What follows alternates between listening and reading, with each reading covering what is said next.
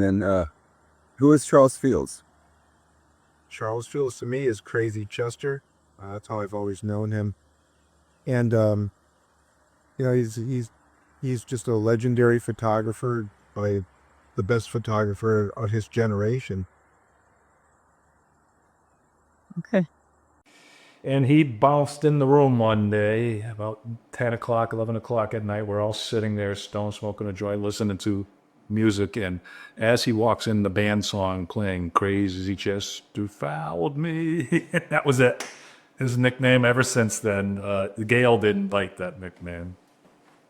So she tried to get him to be Charles. Charles Fields is, he's an eye through a lens. He's a savant who has no ego. He just goes right from his eye to the soul of whatever he's looking at, and comes back with the essence of it. It's brilliant. That's all. Plus, he's like a fun guy to hang around with. And I hit it off with Charles. I'd say we hit it off right off the bat, didn't we, Charles? Oh, yeah. Charles was on board with everything I had to offer, and I just really fell in love with Charles's energy. I mean, he just goes 180 miles an hour, and you throw out an idea, and if he liked it, there was no waiting. I mean, we just jump into it. This is a magical guy to me. He has an elevated and an intensified sense of whimsy, which I think is a tremendous gift to those who know him.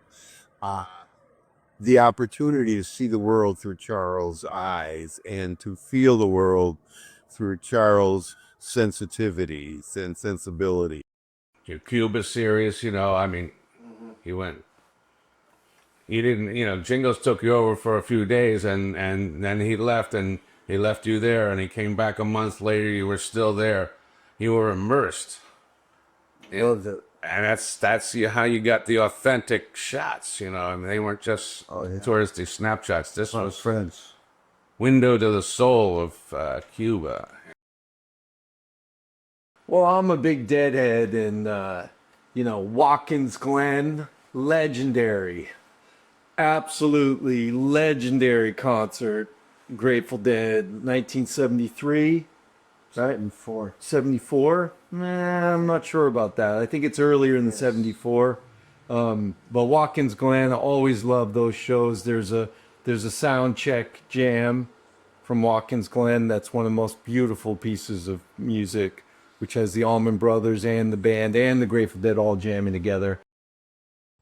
As far as Charles' character, I would say he's fearless. He has very little, call it social insecurity, which I think made him very capable as an artist, but as a photographer, in that he was not afraid to go and do what he wanted to do, regardless of what that might have meant to those around him.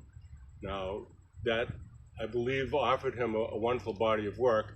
It sometimes made it a little more difficult for him, because people oftentimes were not completely happy with his presence. However, he did capture the image, and off he went.